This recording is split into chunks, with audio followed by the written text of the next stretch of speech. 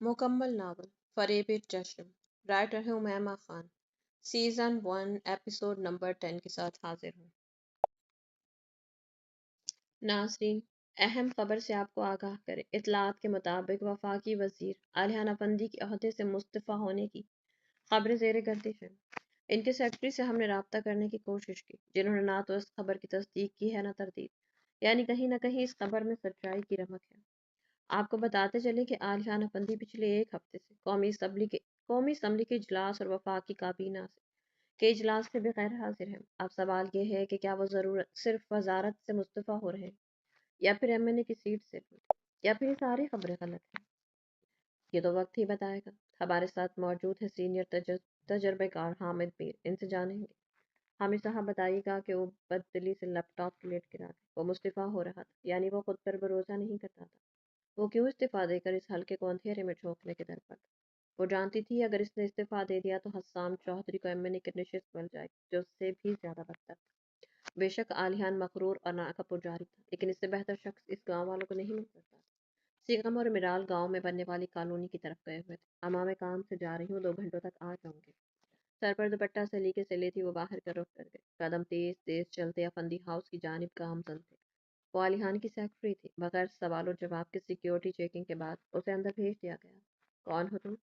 Lawn سے گزرتے ہوئے دلاور افندی کی آواز پر قدم تھم۔ بتانا ضروری تو نہیں سمجھتی، لیکن بتا دیتے ہوں۔ میرا کمال نام ہے میرا، کالم نگار ہوں، پہلے صحافی تھی۔ عالیہ افندی کے ذاتی سیکرٹری ہوں۔ سیغم کمال بھائی ہے میرا، اور میرال اعظم بھابھی۔ اتنا تعارف کافی ہے یا اور؟ دونوں ہاتھ باندھے وہ بولی تھی۔ دلاور افندی کا وجود جھٹکوں کی زد میں تھا، یعنی عالیہ افندی کے سدھرنے کی وجہ یہ لڑکی تھی۔ میرال کی بھابھی کا صاف مطلب تھا اسے اتنا نڈر بنانے میں ان بہن بھائیوں کا ہاتھ تھا۔ سامنے کھڑی لڑکی جتنی پر اعتماد اور بہادر لگ رہی تھی، کسی کو بھی اپنے رنگ میں رکھنے کا ہنر رکھتی تھی۔ تمہاری ہمت کیسی ہوئی یہاں آنے کی؟ غصے سے مٹھیاں بھیجتے وہ اس کے سر پر پہنچے تھے۔ ہمت اور بھی بہت کچھ کرنے کی ہے، فی الحال آپ کے پوتے سے ملنے کی، وہ تلخی سے کہتی اندر کی جانب بڑھنے لگی، جب سامنے ہی عالیہ افندی سے ٹکراتے ٹکراتے بچی تھی۔ عالیہ، اس لڑکی کی وجہ سے ہی میرال کو اتنی جائیداد دی ہے نا تم نے؟ اور تم جانتے تھے کیا یہ اس صحافی کی بہن ہے؟ عالیہ کا چہرہ تاریک ہوا، ایک نیا دھچکا لگا تھا، لیکن وہ کمال ضبط کا مظاہرہ کرتا، چہرے کے تاثرات دھیمے رکھنے لگا۔ کیوں آئی ہو یہاں؟ ان کے سوال کو یکسر نظر انداز کرتے اس سے پوچھا تھا، لہجہ چاہ کر بھی تلخ نہ ہو سکا۔ عالیان، میں نے تم سے کچھ پوچھا ہے۔ ان کی دہاڑ پر وہ آنکھیں میچتا غصہ قابو کرنے لگا۔ ہاں پتا تھا مجھے، اور رہی بات میرال کو جائیداد دینے کی تو وہ اس کا حق تھا۔ آپ کا اگلا سوال ہوگا کہ وہ اسکول اور کالج بھی اس لڑکی کے کہنے پر بنوایا ہے، تو اس کا جواب بھی پہلے ہی دے دیتا ہوں کہ کسی ایک گہری نظر میرا پر ڈالی تھی، نے آنکھیں کھولی تھی، بس باقی کا کام خود ہی کیا۔ دلاور افندی نے صدمے سے اپنے واحد چشم چراغ کو دیکھا جو چھٹان بھر کی لڑکی کے سامنے ان کی عزت دو کوڑی کر گیا تھا۔ غصے سے بپھرے شیر کی مانند وہ وہاں سے تن فن کرتے جا چکے تھے۔ میرا نہ جانے کیوں مدھم سا مسکراتی تھی۔ اس کی توقع کے عین برعکس عالیہ افندی نے اس دن والے واقعے کو آنا کا مسئلہ نہیں بنایا تھا۔ یہ سوچ اسے مطمئن کر گئی تھی، جا سکتی ہو۔ وہ اس لڑکی کے سامنے کمزور پڑ کے ایک ہفتے کی محنت ضائع نہیں کر سکتا تھا۔ لہجہ مدھم تھا، تلخی کی رمق تک نہ تھی۔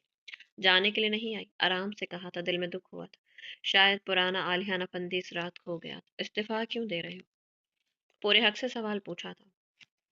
لہجے میں جھلکتا مان اور ہلکے سے غصے کی رمق محسوس کرتا وہ استہزائیہ مسکرایا تھا۔ اور اس کے روبرو کھڑی استحقاق سے سوال کو تھی، کاش وہ بھی اس سے اتنے ہی حق سے کچھ پوچھ سکتا۔ دل نے بے اختیار دہائی دی تھی، لیکن وہ دل کو تھپک کر سلا گیا، میری مرضی۔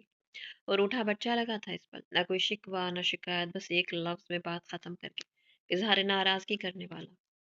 فرحا کے چہرے پر خفگی کے تاثرات ابھرے تھے۔ اس کی نظروں کا ارتکاز اپنی آنکھوں پر محسوس کرتے وہ آنکھیں جھپکا گئی۔ سبز آنکھیں زیادہ خوبصورت ہیں، تو تم نے لینس کیوں لگائے ہیں؟ میرا نے چونک کر اسے دیکھا تھا، آنکھوں میں بے یقینی پھیلی تھی، یوں جیسے اپنی سماعت پر شبہ ہوا ہو۔ عالیہ اس کی حیرانی سمجھتا تعصب سے مسکراتا پیچھے ہٹا اور صوفے پر جا بیٹھا تھا۔ وہ ہنوز وہیں کھڑی تھی، بالکل ساکت، پلک کے جھپکائے بنا۔ استعفیٰ مت دو، گہری سانس ہوا کے سپرد کرتے وہ پلٹی تھی۔ اس کے سامنے پڑے سنگل صوفے پر برجمان ہوتے کہا تھا، تمہیں ایسا کیوں لگتا ہے کہ میں تمہاری بات مانوں گا؟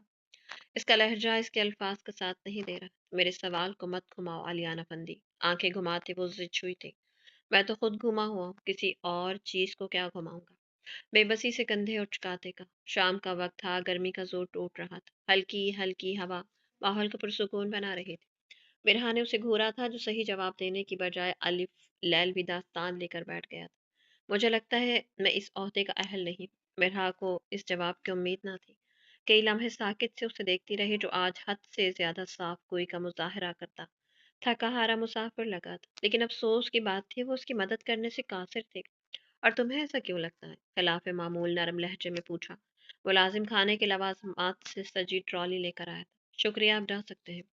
मुलाजिम को मेज पर खाने का सामान लगाते देख कर टोका। इसके अंदाज पर आलिहान मुस्कुराया था। जिस इमारत की बुनियाद ही बदउनवानी पर हो, वो इमारत कैसे मजबूत हो सकती है? मीरा एक दफा फिर ठटकी थी। सेगम कमाल के बाद सामने बैठा शख्स दूसरा मर्द था जो उसे लाजवाब करने की सलाहियत रखता था। सुबह को भूला अगर शाम को घर लौट आए तो उसे भूला नहीं कहते। बचपन में पढ़ाया गया सबक इसके गोशे गुजारा। न जाने क्यों उसके सामने बैठी वो उसकी साइड ले रही थी। इसके खिलाफ जाकर वो उसे ही एक अच्छा इंसान साबित करने की कोशिश में थी। तो क्या तुम उसे भूले को मंजिल दे सकती हो? नहीं ना। तो फिर मैं इस कहावत पर बिल्कुल यकीन नहीं रख सकता। घुमा फिरा कर जो सवाल पूछा गया था मिरहा को पल भर के लिए आंखें मीचने पर मजबूर कर गया। हम दोनों नहर के इन दो किनारों की मानित हैं जो साथ चल तो सकते हैं पर मिल नहीं सकते। इसी के अंदाज में ढके मगर वाज़ेह अल्फाज में जवाब दिया था। आलिया ने इस बात में सर हिलाता मुस्कुराया जैसे खुद की बेबसी पर हंसी आई हो। चाय लोगे? बात बदलने की गर्ज से पूछा था। ये शायद वो उस मौजू पे बात करने से गुरेजा थी। आलिया ने इसको देख कर रह गया जो हल्के गुलाबी रंग के सूट के साथ मुख्तलिफ रंगों का दुपट्टा सर पर ओढ़े चाय निकाल रही थी। इसका हर अमल इसकी पुरएतमादी का गवाह था। चाय बनाकर उसे थमाई जबकि आलियान के दिल ने बेसाख्ता हमेशा उसके हाथ से चाय पीने की ख्वाहिश की थी। लेकिन दिल तो नादान होता है। और फिर एक बार आलिहान ने दिल पर कड़े पहरे बिठा दिए। तुम्हारे मुस्तफ़ा होने से गांव के लोगों के दिलों में जो तब्दीली की उम्मीद पैदा हुई है वो बुझ जाएगी। तरक्याती कामों को देखकर इनके चेहरे पर फैलने वाली अछूती मुस्कान मानन पड़ जाएगी। तुम भी अच्छे से जानते हो और मैं भी कि यह फरेब की दुनिया है जहाँ हर कोई बुराइयों में घिरा है। कोई भी दूध का धुला नहीं है। लेकिन मैं बस शौक से तुम्हारे सामने तुम्हारे मुंह पर कह सकती हूँ कि तुमसे अच्छा हाकिम गांव वालों को दोबारा नहीं मिलेगा।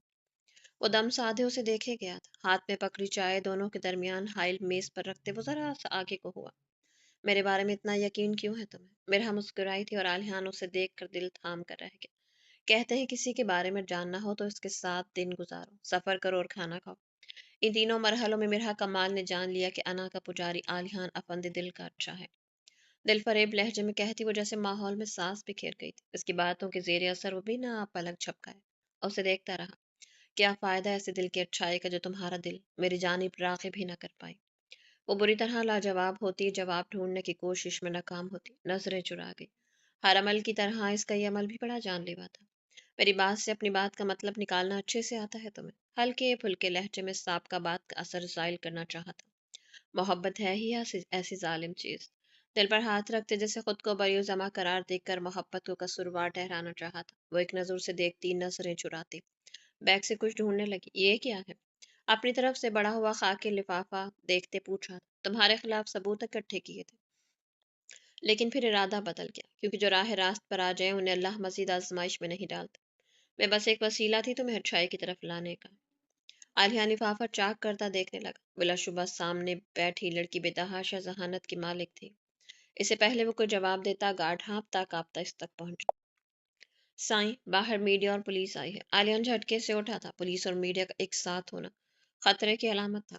बेयकीन निगाहें सामने पड़े सबूतों के बाद बेसाख्ता मिरहा कमाल के वजूद पर जा टिकी।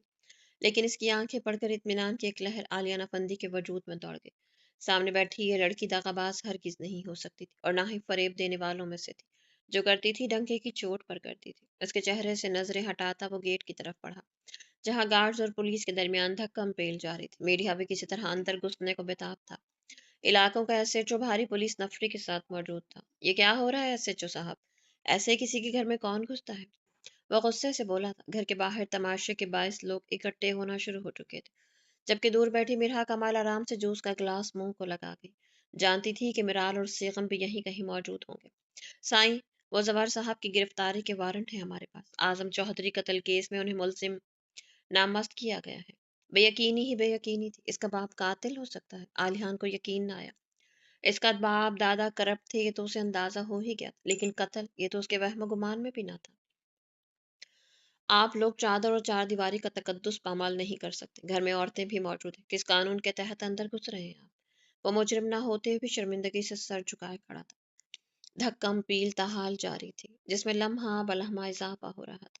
جب مرہا کمال کی آواز پر سر اٹھایا، وہ اس کی جگہ ڈٹ کر کھڑی پولیس کو روکنے میں کامیاب ہو چکی تھی۔ میڈم، اگر وہ گرفتاری نہیں دیں گے تو مجبوراً تقدسی پامال کرنا پڑے گا، ایس ایچ او نے آجزی سے کہا تھا۔ دوبارہ فندی خود گرفتاری دے گا، یہی گیٹ پر آ کر خود کو قانون کے حوالے کرے گا، لیکن یوں گھر کی دہلیز پار کر کے عورتوں کی عزت پر حرف نہیں آنے دے سکتے ہم۔ وہ اس وقت اجنبی نہیں لگی تھی، اس گھر کا ایک اہم حصہ لگی تھی، جو یوں ڈٹ کر کھڑی تھی جیسے طاقتور پہاڑ۔ عالیہ نے اس کا اشارہ سمجھتا اندر کی طرف بھاگا تھا۔ بابا سائیں کہاں ہیں آپ؟ سب نیچے آئیں۔ لاؤنج میں کھڑا ہو کر وہ دھاڑا تھا، دل و دماغ میں عجیب سی جنگ جاری تھی۔ پولیس بغیر کسی ثبوت کے کسی وفاقی وزیر کے گھر گرفتاری کے لیے نہیں آ سکتی تھی۔ یقیناً کوئی نہ کوئی سچائی ضرور تھی۔ ہمارے گھر کے باہر پولیس کھڑی ہے اور یہاں کے مکینوں کا سکون دیکھ، واہ کمال! تالی بجا کر جیسے اشتعال پر قابو پانے کی کوشش کی تھی، جبکہ دلاور افندی اور زوار افندی پر بجلی گری تھی۔ پولیس کی موجودگی کیوں؟ اس سوال کا جواب تو یا تو پولیس دے سکتی تھی یا سامنے کھڑا شخص جس کا چہرہ غصے سے سرخ پڑ رہا تھا۔ کیوں آئی ہے پولیس؟ بولے والا دلاور افندی تھا، جبکہ لہجہ نہ جانے کیوں لڑکھڑایا تھا۔ ارے نانا جانا، آپ کے داماد کے قتل کے سلسلے میں مجرم کو گرفتار کرنے آئی ہے۔ اس کے جواب دینے سے پہلے ہی کوئی نامانوس آواز گونجی تھی۔ عالیہ سمیت سب گھر والوں نے پیچھے مڑ کر دیکھا۔ سیغم کمال کے پہلو میں کھڑی لڑکی کا اعتماد دلاور افندی اور زوار افندی کو قیامت کی خبر سنا گیا۔ کیا بکواس ہے یہ؟ زوار افندی غصے سے دھاڑا تھا۔ اریسٹ وارنٹ موجود ہے۔ عالیہ صاحب جلدی کریں، اس سے پہلے پولیس چادر اور چار دیواری کا تقدس پامال کرتے ہوئے اندر گھس آئے۔ سیغم کی بات پر عالیہ کا دل چاہا شرم سے ڈوب مرے۔ اس کے باپ دادا اس کے پھوپھا کے قاتل تھے، یہ خبر شرمندہ کرنے کے لیے کافی تھی۔ تم ایس ایچ او صاحب کو بلا سکتے ہو۔ سامنے دیکھتے عالیہ نے بے لچک لہجے میں کہا۔ دلاور افندی کو لگا ان کے کانوں نے کچھ غلط سنا ہے، لیکن سیغم کو باہر جاتے دیکھ کر اپنے بیٹے کو دیکھا، جوڑی رنگت کے ساتھ عالیہ کو ہی دیکھ رہا تھا۔ لمحوں کا کھیل تھا۔ ایس ایچ او صاحب ہتکڑی پہنا چکے تھے، دوبارہ فندی اپنی جگہ سے ہلا تک نہیں تھا۔ بے یقینی تھی، محض ایک خواب لگ رہا تھا۔ یقین ہی نہ آ رہا تھا کہ اس کی سلطنت یوں اتنی جلدی الٹ جائے گی، قدرت کا انصاف اتنی جلدی حرکت میں آئے گا۔ ایک نظر اپنی بیوی پر ڈالی جو ہاتھ باندھے مطمئن کھڑی تھی، شاید وہ بھی چاہتی تھی کہ قص کم جہاں پاک ہو۔ بہن کی طرف نظر دوڑائی تو وہ رو رہی تھی، صدا کی ڈرپوک یہ بہن آج بھی ڈر رہی تھی۔ شوہر کی موت پر جس طرح اس نے چپ سادھی تھی، اس کے صبر کو سلام تھا۔ ایس ایچ او اسے لے کر جانے لگا تھا، بے اختیار نظریں باپ پر جا ٹکی، جو جھکے کندھوں کے ساتھ سدھیوں کا لاغر لگ رہا تھا۔ قدرت کی بے آواز لاٹھی واقعی بڑی زور سے لگی تھی، ہاں، لیکن رسی جلنے کے باوجود بل نہ گیا تھا، جس کا اندازہ ان کی شعلہ برساتی نگاہوں سے ہوا تھا۔ چلتے چلتے بیٹے کو دیکھا، جس کی آنکھوں میں سوائے نفرت اور بے یقینی کے کوئی عنصر نظر نہ آیا، محبت کی شبیہ تک نہ تھی۔ اور زوارہ فندی کے لیے اس سے بڑھ کر سزا کیا ہو سکتی تھی؟ اپنی ڈرپوک بھانجی کو دیکھ کر بے یقینی ہوئی تھی، جو کندھے پر شال لیے فاتح نگاہوں سے انہیں دیکھ رہی تھی۔ اس کے گیٹ بندھا اس کے شوہر کا مضبوط حصار چاہ کر بھی اسے گرنے نہیں دے سکتا تھا، جسے کال کوٹری میں ہفتوں بند کیا جاتا تھا۔ آج وہی آنکھوں میں آنکھیں ڈال کر باپ کی موت کا بدلہ لینے آئی تھی، نہ صرف بدلہ بلکہ ان کی برسوں کی محنت اور ساکھ کو بری طرح متاثر کر گئی تھی۔ ہتھ کڑی پر کھچاؤ محسوس کرتے نظریں اس کے چہرے سے ہٹائیں، لان سے گزرتے اس عالیشان گھر کو دیکھا جو آن بان سے کھڑا اس کو منہ چڑھا رہا تھا۔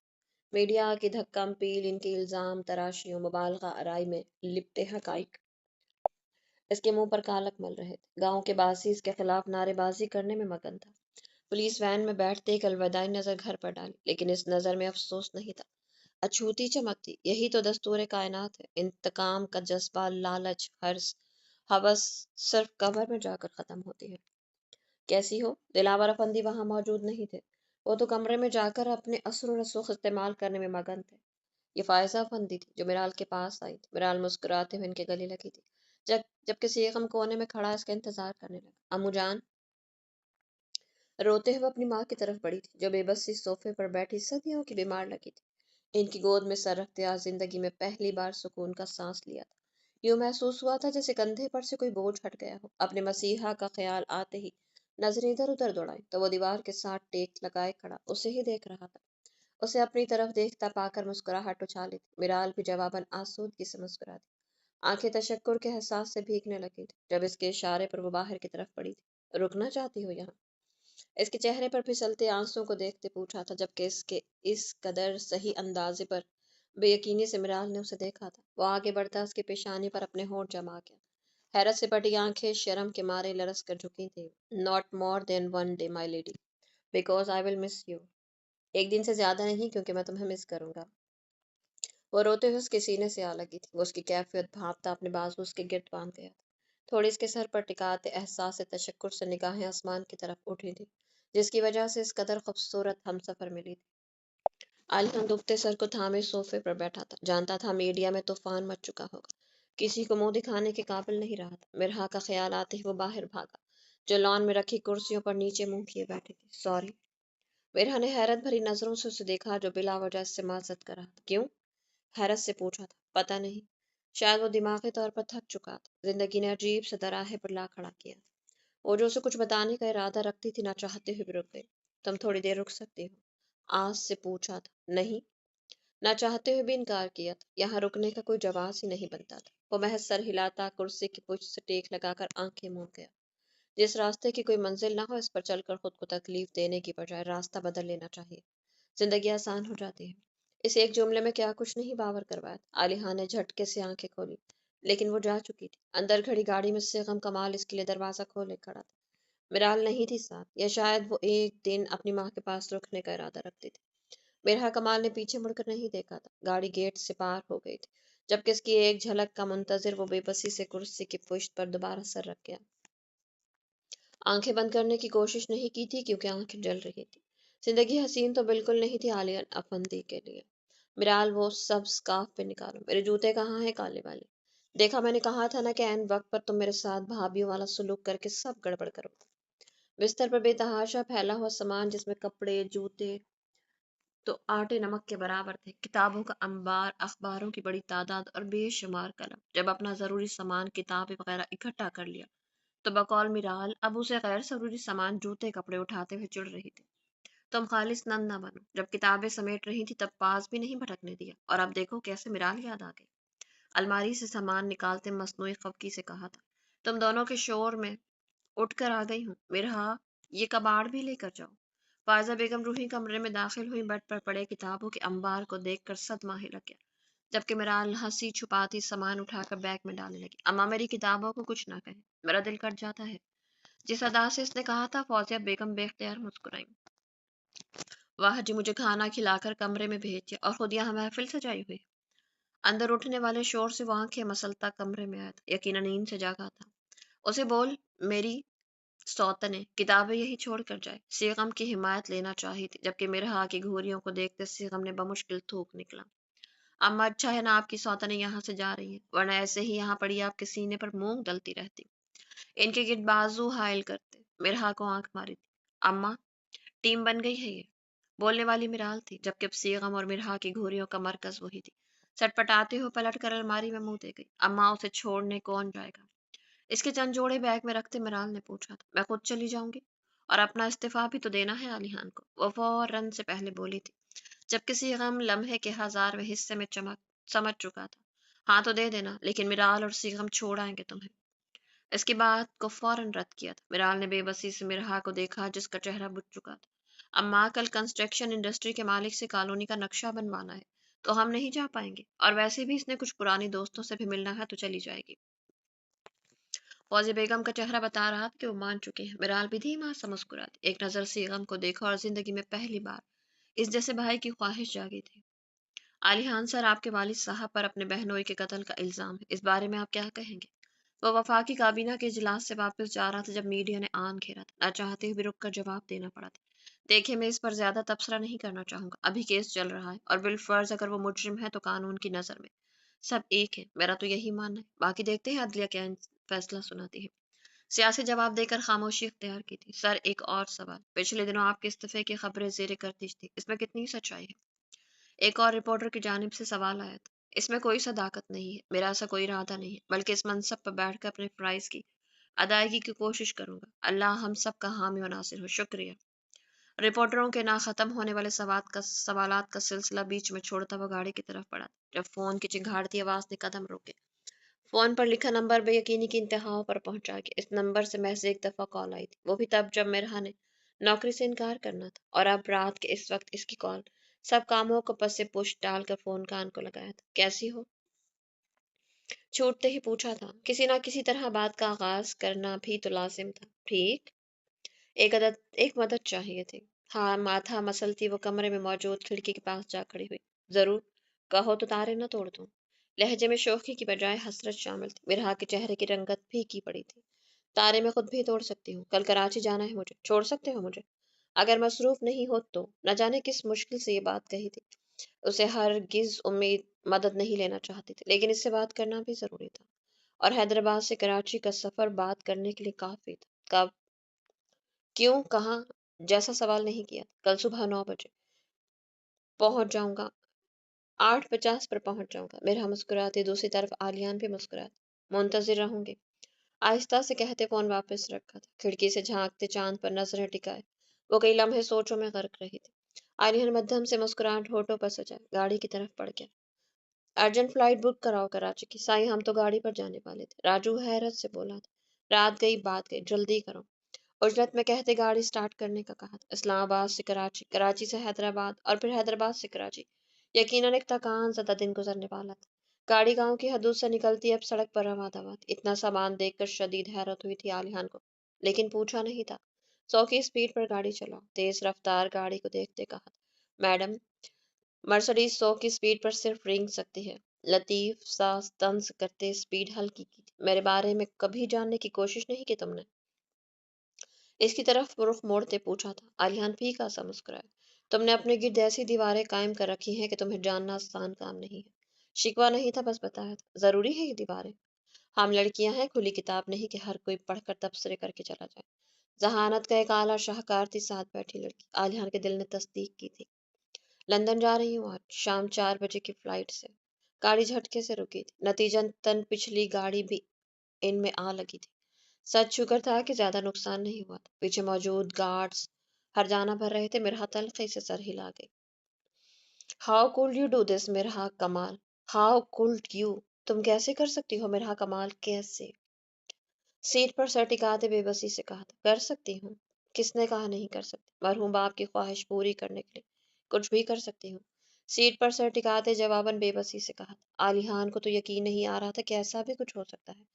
گاڑی کسی کونے میں جا کر روکو، بیچ سڑک میں لوگوں کو مشکل ہو رہی ہوگی۔ مردہ ہاتھوں سے بمشکل 2 کلومیٹر گاڑی چلا پایا تھا۔ سڑک کنارے گاڑی روکتے وہ اسٹیئرنگ پر سر ٹکا گیا۔ میں ایک صحافی ہوں، اور صحافی کا سب سے بڑا معاوضہ جانتے ہو کیا ہے؟ جب لوگ اسے کھرا کہتے ہیں، سچا کہتے ہیں، اسٹریٹ فارورڈ کہتے ہیں، منصف کہتے ہیں، یہی تو معاوضہ ہوتا ہے۔ لیکن جانتے ہو، اگر تمہاری خواہش کے مطابق تم سے شادی کرتی ہوں تو میرے صحافی ہونے پر بڑا سوالی نشان لگ جائے گا۔ میرے منہ سے ادا ہونے والا جملہ سچا نہیں کہلائے گا۔ اگر میں ٹی وی اسکرین پر بیٹھ کر تمہیں برا بھلا کہوں گی تو بھی میری بات پر یقین نہیں کیا جائے گا، اور اگر تمہارے اچھے کاموں کو سراہوں گی تو بھی لوگ میری سچائی کو نشانہ بنائیں گے۔ سڑک پر نظریں جمائے آہستہ لہجے میں کہا تھا۔ میں سیاست چھوڑنے کے لیے تیار ہوں۔ نہ رہے کباس 9 بجے کی پہنچ رہی۔ اس کے عذر کا فوراً سے پہلے حل پیش کیا تھا۔ او، تو تم اپنی خواہش پوری کرنے کے اتنے لوگوں کی امیدوں پر پانی پھیرنے کے لیے تیار ہو؟ کمال ہے۔ نظریں سڑک سے ہٹا کر اس کے چہرے پر مرکوز کی تھی۔ مجھے سمجھ نہیں آتی کہ لڑکیاں خواب اور محبت میں سے محبت کو چن کر خوابوں کی قربانی کیوں دیتی؟ وہ خواب جو کسی باپ کی آخری خواہش ہو، کسی بھائی کا مان ہو، کسی ماں کی امید ہو۔ مانتی ہوں محبت کو نہیں دھتکارنا چاہیے، لیکن محبت کی خاطر اپنی زندگی کے مقاصد سے دستبردار ہونا کون سی عقل مندی کی علامت ہے؟ وہ آج ساری غلط فہمیاں دور کر کے سارے سوالات کے جوابات دے کر جانا چاہتی تھی۔ اس کے کسی سوال کو ادھورا چھوڑ کر نہیں جانا چاہتی تھی، کیونکہ ادھوری باتیں تکلیف دیتی ہیں۔ تمہیں پتہ ہے میری زندگی میں شادی فی الحال ایک ثانوی سی چیز ہے۔ ابھی بہت سی منزلیں ہیں جو مرحا کمال کو طے کرنی ہے، بہت سے ستارے ہیں جنہیں توڑنا ہے، بہت چوٹیاں ہیں جنہیں سر کرنا ہے، بہت سے گڑھے ہیں جنہیں پھلانکنا ہے، بہت سی کہانیاں ہیں جن کا انجام لکھنا ہے۔ اس سب پہ شادی خود بخود پیچھے چلی جاتی ہے۔ بے بسی سے کندھے ڈھیلے چھوڑتے کہا تھا۔ زندگی میں پہلی بار کو اس کی وجہ سے تکلیف میں تھا۔ یہ بات مرحا کمال کو دکھی کرنے کے لیے کافی تھی۔ وہ ہمیشہ کی طرح آج بھی صرف اسے سن رہا تھا۔ کتنا وقت چاہیے تمہیں؟ وہ شاید اس کے ہر جملے سے اپنی مطلب کی بات اخذ کر رہا تھا۔ یہ شاید محبت ہوتی ہی بے حس اور خود غرض ہے۔ انتظار لا حاصل بہت تکلیف دہ ہوتا ہے۔ میں پہلے ہی بہت شرمندہ ہوں تم سے۔ تم ایک بہترین انسان ہو، لیکن افسوس میں تمہاری تکلیف کا سبب بن گئی، نہ جانے کب کیسے۔ ایک باقی آنسو پلکوں کی باڑ پر اٹکا تھا جسے وہ آنکھیں جھپکتے چھپا گئی۔ محبت کو تکلیف کا نام دے کر میری محبت کی توہین کر رہی ہو تو میرا کمال۔ اس کی آنکھ میں پھسلتا آنسو سے اوجھل نہیں رہا تھا، اس کی طرف بڑھا ہاتھ وہ آخری لمحے میں واپس کھینچ گیا۔ بے بسی ہی بے بسی تھی۔ سنو، میں واپس آ کر اس خوبصورت لڑکی سے ملنا چاہوں گی جسے تم اپنی ہم سفر کے طور پر چنو گے، ہلکے پھلکے لہجے میں کہتے گویا وہ تلخی کا اثر زائل کرنا چاہ رہی تھی۔ عالیہ سودگی سے سر ہلا گیا۔ اس کے لیے آئینہ دیکھ لو، میری نظروں کو دنیا کی کوئی خوبصورتی نہیں بھائی، کیونکہ ان آنکھوں کا کہنا ہے کہ میرا کمال چاہیے انہیں۔ میری آنکھیں چاہتی ہیں کہ وہ ان سب آنکھوں میں ڈوب جائیں اور واپس کبھی نہ ابھریں۔ وہ دم سادے اسے دیکھی گئی جس کی نظروں کی تپش اپنے وجود پر محسوس ہو رہی تھی۔ اس کی آواز میں گھلی نمی اس کے دکھ کی عکاسی کر رہی تھی۔ لائن اچھی مارتے ہو۔ مشکل سے چند الفاظ کہتی وہ کھڑکی کی طرف منہ کر گئی۔ اس کا لہجہ اس کی شوخ بات کا ساتھ دینے سے قاصر تھا، کیونکہ لہجے میں گھلی نمی بخوبی اس کی کیفیت بتا رہی تھی۔ وہ محض سر ہلا گیا۔ اسی کے باوجود گھٹن بڑھنے لگی تو وہ شیشے کھول گیا۔ شرٹ کے اوپری چند بٹن کھولتے وہ گہرے سانس لینے لگا۔ اگر میں کہوں، رک نہیں سکتی۔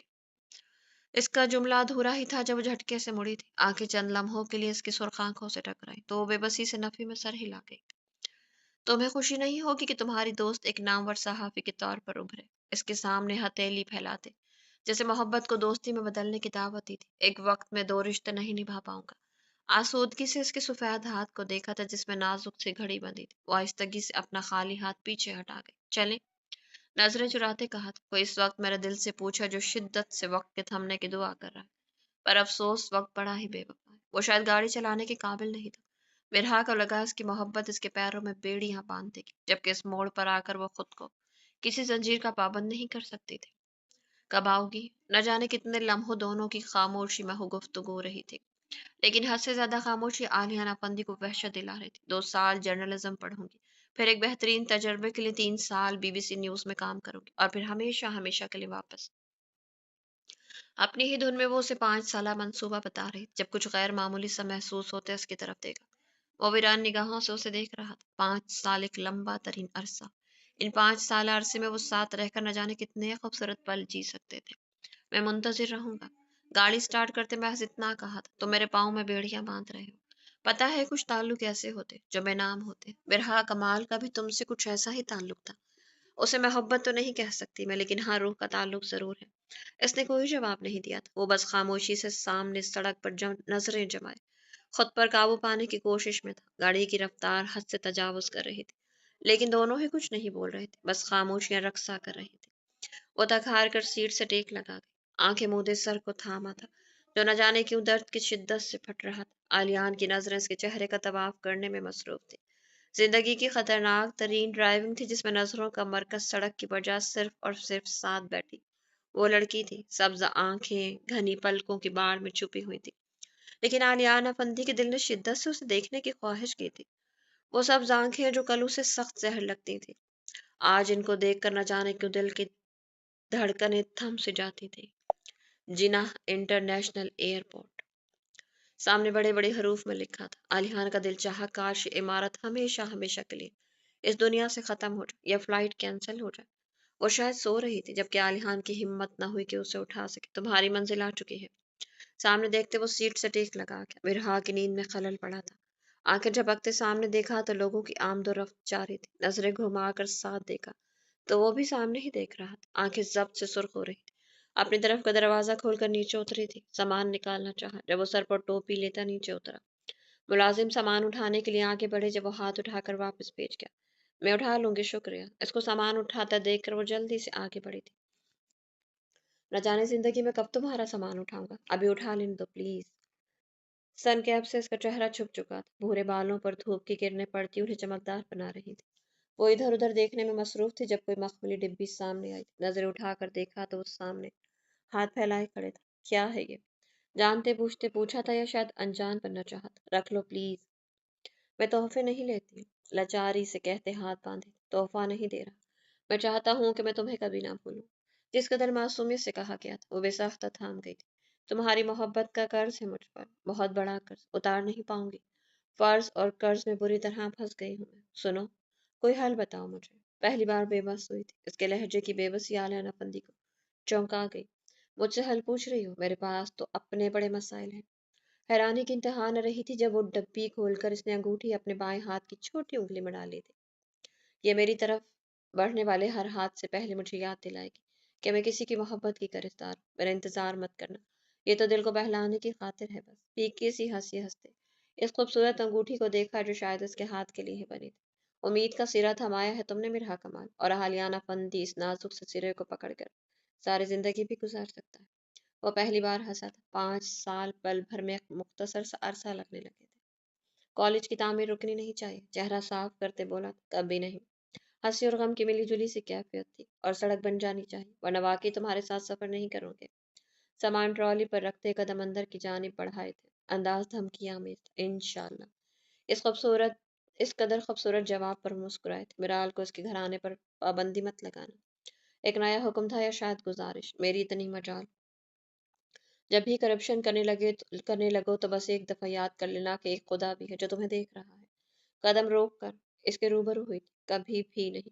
इसकी आंखों को हिफ्ज करते कहा, कोई सिफारिश, कोई रिश्वत मत मानना, असूलों पर कभी समझौता ना करना, लेकिन अपने गुस्से को कभी खुद पर हावी करके अना के पुजारी मत बन जाना, क्योंकि अब मेरा कमाल थोड़ी होगी तुम्हारे पास तुम्हें सिखाने के लिए। आहिस्तगी से कहते आखिर में आसूदगी से कहा, तुम्हारी बातें हैं ना मेरे पास, काफी है। वो दोनों अपने गम को कम करने की कोशिश में थे। राजू से मशवरे मत लिया करो, बड़ा खराब बंदा है वो, अच्छे खासे इंसान को गधा बना देता है। आंखें साफ करते कहा तो आलियाना फंदी का बेसाख्ता कह कहा गूंजा था, जो हुक्म, सिगरेट और शराब हराम है मुझ पर। इसका जुमला काटते कहा था। मुलाजिम सामान की चेकिंग के लिए जा चुके थे और वो दोनों कुर्सियों पर बैठे इंतजार करने लगे। सुनो, इसकी आवाज पर नजरें लोगों से हटाकर इस पर टिकाई थी। ये अंगूठी तो मैं खुद पहना सकता हूँ। मुझे एहसास रहेगा कोई है जो मेरी मुंतजिर, कोई है जो मेरी अमानत है। वो कुछ कहे बगैर आराम से इसके हाथ में अंगूठी थमा गई। वही अंगूठी इसके हाथ में वापस पहनाई थी। आलियाना फंदी की हफ्तों की थकन, बेचैनी, बेबसी, लाचारी इस एक लम्हे में हवा हुई थी। वापस आकर 1 साल सहाबत के फराइज सर अंजाम दूंगी, पर सोचा जा सकता है। इसे एक जुमले में वो उसे जिंदगी की नवीं सुना गई। वो वाकई कमाल थी। फर्ज और मोहब्बत में से किसी एक को नहीं चुना था, दोनों को साथ लेकर चली थी। जिंदगी में बहुत कम लोग होते हैं जो ऐसे फैसले करने के काबिल होते, और मेरा कमाल इन्हीं में से एक थी। वो बेसाख्ता मुस्कुराया था, शायद एक मासूम खूबसूरत इनाम इसका मुंतजिर था। इंतजार तो फिर मोहब्बत की शर्त है ना। फ्लाइट फ्लाइट के अनाउंसमेंट पर वो अपनी जगह से उठी, हड़बड़ सी मच गई थी। खुदा हाफिज, इसको बगौर देखते एक लफ्ज जुमला कहते वो भीड़ में गुम हो गई थी। वो वहीं खड़ा रहा था जब तक जहाज एयरपोर्ट से रवाना नहीं हुआ था। एक लंबा सफर बाकी था, तवील इंतजार, लेकिन अंजाम अच्छा ही था। समंदर पार मौजूद दो वजूद अपने अपने फर्ज की खातिर कुर्बानी दे गए थे, एक अजीम कुर्बानी जिसके सामने खूबसूरत जिंदगी मुंतजिर थी। चार जोरदार तालियां मुनीबा के लिए, जिन्होंने नहम जमात में सिंध बोर्ड से तीसरी पोजीशन हासिल की है। गवर्नमेंट स्कूल के अहाते में बाहर के मौसम की आमद आमद थी। जगह जगह फूल मौजूद थे। करीबन साथ साथ खड़ी दो इमारतें थी, एक लड़कियों के लिए, एक लड़कों के लिए। लेकिन इनामी तकरीब के लिए एक जगह ही इंतजाम किया गया। मसनूई सीट पर सफेद शलवार मसनूई स्टेज पर सफेद शलवार कमीज के साथ सिंधी अजरक पहने, हाथ में एक शील्ड और लिफाफा थामे हुए था। साथ ही प्रिंसिपल हाथ में गोल्ड मेडल पकड़े हुए था। बोर्ड की तरफ से तकरीब मुनक्कद हो चुकी थी। यह आलियाना फंदी की जानिब से एक छोटी सी इनामी तकरीब थी, जिसका सारा खर्चा इसका जाती था। पौनी लहराती नहम जमात की मुनीबा और मुन्नी तालियों की गूंज में स्टेज की तरफ पड़ी थी। पीछे ही वालिदैन के लिए जगह बनाई हुई थी। एक बूढ़ा बाप उठकर खड़ा हुआ और तालियां बजाने लगा, तो आलियान को अंदाजा हुआ कि वो उसका बाप है। एक पूर्ण मुस्कान होठों पर फैली थी। 50,000 रुपए की इनामी रकम दी गई थी, और वो बाप जो कल तक स्कूल भेजने के शदीद खिलाफ था, आज तशक्कुर के एहसास से आंखों से आंसू रवा थे। जिंदगी के खूबसूरत लम्हा थे। वालिदैन के चेहरे पर मुस्कान देखकर सुकून महसूस हो रहा था। तकरीब खत्म हुई तो वालिदैन और बच्चों से इनफरादी तौर पर मिलने लगा। कोई ओहदा याद नहीं था, कोई पैसे का फर्क नहीं था। वो सिर्फ एक इंसान था जिसे मिरहा कमाल ने सुधार दिया था। खाने का दौर चला तो इनके साथ खड़े होकर रिफ्रेशमेंट का सामान खाते। दुनिया की महंगी तरीन चीज का जायका भी जैसे मानिंद पड़ गया था। मामू, आज मुझे घर छोड़कर आए। 3 साल छोटा सा बच्चा कोई और नहीं, मुस्तफ़ा सेगम कमाल था। वो जो बाहर गाड़ी की तरफ बढ़ रहा था, उसे देखकर मुस्तफ़ा भागता हुआ आया था। क्यों मोटे, तुम्हारा बाप कहाँ है? इसको गोद में उठाते पूछा था। इसका बैग कंधे से उतारकर हाथ में पकड़ा और टिश्यू से पसीना साफ किया। मेरा गला खराब है, लेकिन मेरा आइसक्रीम खाने का दिल कर रहा है, समझा करे ना। इसके कान के पास मुँह ले जाते राजदाराना अंदाज में कहा था, वाह बेटा वाह, तो इस उम्र में मुझे पिटवाना चाहता है। अभी वो बातें ही कर रहे थे कि कोई गाड़ी पास आकर रुकी। लो जी, गई भैंस पानी में। सीगम और मिराल को देखते सर पर हाथ मारते अफसोस से कहा था, जबकि उसे वो कहीं से बच्चा नहीं लगा था। यह शायद सहाफी बाप की औलाद ऐसी नमूनी ही होती है। चल पुत्र अब खा आइसक्रीम। मैं तो चला, उसे पिछले सीट पर बिठाकर चिढ़ाने के से अंदाज में कहा था। क्या आप प्लानिंग हो रही है? गड़बड़ लग रही है मुझे। दोनों को शाकी नजरों से घूरते सीगम ने पूछा था। हो तो रही थी बाबा जानी, पर आपने रंग में भंग डाल दिया। सीगम का मुंह खुला था। मुस्तफा सीगम कमाल को भी कुछ गलत बोलने का अंदाजा हुआ तो माथे पर हाथ मारा था। बाकी जो भी हो, बाप के सामने एक खासा शरीफा के हुआ था। बिराल ने सीगम की घूरती निगाहें खुद पर महसूस करते बमुश्किल मुस्कुराहट रोकी थी। मेरी बहन को घूरने की बजाय घर से न्यूज चैनल बंद करवा। तुम लोगों की खूबसूरत गुफ्तगू शनीद से ही सीखा है इसने। आंखों पर चश्मा चढ़ाए वो अपनी गाड़ी की तरफ बढ़ गया था। जाते हुए सहाफियों की बदजबानी पर तंज जरूर किया था। मिराल मीडिया के फील्ड छोड़कर कमाल कॉलेज ऑफ साइंसेज में प्रिंसिपल के पढ़ाई सर अंजाम दे रही थी। अब गाड़ी में मिराल और मुस्तफा की लातादाद बातें गूंज रही थी, जबकि वो सिर्फ मुस्कुराते हुए दोनों को देख रहा था। जो उसकी कुल कायनात थे, एक मुकम्मल जिंदगी के मुकम्मल किरदार थे। छोटे साईं, अभी वो बैठने को था कि कोई बारीक सी आवाज कानों से टकराई। बिरहा बाजी से बात करनी है, उन्हें बताना है कि मुझे इनाम मिला है। सिंधी लबो लहजे में उर्दू बोलते हुए मासूम लगी। जरूर। फोन निकाल कर इसका नंबर मिला जो सिर्फ इंतहाई जरूरत के वक्त ही मिलाता था। वो जो लॉन्ग कोट पहनकर स्कार्फ ले रही थी, जल्दी से सेफ्टी पिन लगाकर सेट किया और फोन की तरफ बढ़ी। फोन पर जगमगाता नंबर देखकर हैरत हुई थी। कान को लगाया तो कोई नुस्वानी आवाज उभरी। फोन यूं ही कान से लगाया फ्लैट से बाहर निकली। मुन्नी की खुशी से खनकती आवाज पर सुबह ही सुबह वजूद में सुकून की लहर दौड़ गई। न जाने कितनी देर वो उसे अपनी कामयाबी की दास्तानें सुनाती रही और वो अपनी कॉलोनी के अंदर ही लंदन की सड़कों पर पैदल चलते उसे सुनती रही थी। जानती थी कि वो भी कहीं आस पास ही होगा। नजरें बेसाख्ता अपने ठंड से सुर्ख पड़ते हाथ पर गई, जहां अंगूठी आज भी अपनी शान से जगमगा रही थी। होठों पर मुस्कुराहट फैली थी। मुबारक हो। दूसरी तरफ मुन्नी ने कब उसे फोन दिया, उसे अंदाजा नहीं हुआ। शुक्रिया, ये सब तुम्हारी मेहनत का सिला है। बीबीसी न्यूज की सरकारी गाड़ी इसके पास आकर रुकी थी। फोन हनूस कान से लगाए वो अंदर बैठी थी। दूसरी तरफ आलिया नफंदी की गाड़ी भी गांव के खूबसूरत और आरामदेह सड़क पर आराम से चलती हवेली की जानिब गामजन थी, जिसके आधे हिस्से को पार्क में बदल दिया गया था। रास्ते में गांव के बीचों बीच कमाल कॉलेज ऑफ साइंसेज शान से खड़ा था। छुट्टी का वक्त था, इसलिए लड़के लड़कियां मुहसिब तरीके से अपनी अपनी मंजिलों की जानिब रवां दवा थे। को एजुकेशन भी मिरहा का ही मशवरा था, ताकि औरतों मर्दों के शाना बशाना चलकर तरक्की का सफर तय कर सके।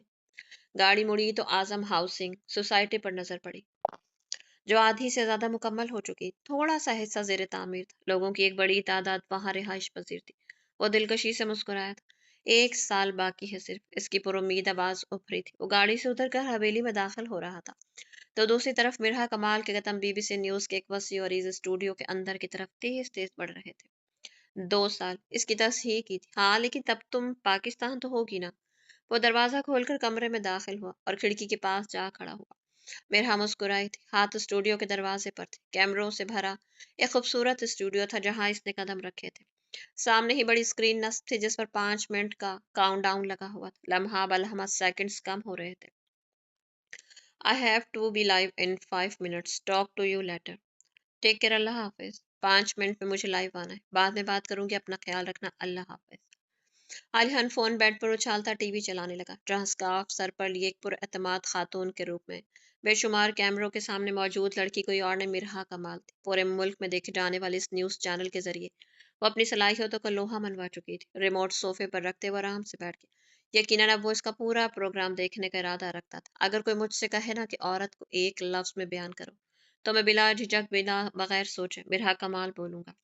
दूसरी तरफ वो मुस्कुराई थी। अगर कोई मुझसे कहे कि मर्द को एक लफ्ज में बयान करो, तो मैं बिला झिझक बगैर सोचे समझे सीगम कमाल का नाम लूंगी।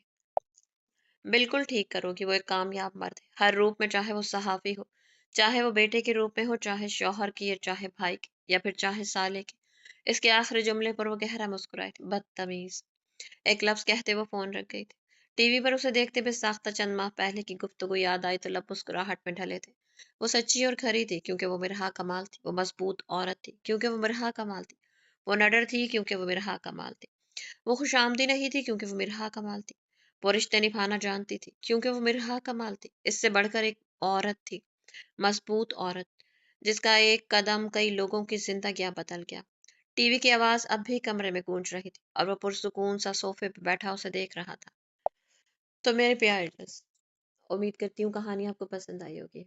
कहानी अगर आपको पसंद आई तो कमेंट बॉक्स में अपनी कीमती राय का इजहार जरूर कीजिएगा। اور اگر آپ چینل پر ہیں تو چینل کو سبسکرائب ضرور کیجیے گا. اور جاتے جاتے میں آپ کو اینڈ کرتے ہوئے کہانی کا آپ کو یہ بتاتی چلوں کہ یہ سیزن 1 کمپلیٹ ہوا ہے. ٹھیک ہے، سیزن 1 کمپلیٹ ہو گیا ہے. اب کل انشاءاللہ سیزن 2 سٹارٹ ہوگا، تو دیکھتے ہیں سیزن 2 میں مرہا اور آلیانہ فندی ایک ہو پاتے ہیں یا نہیں.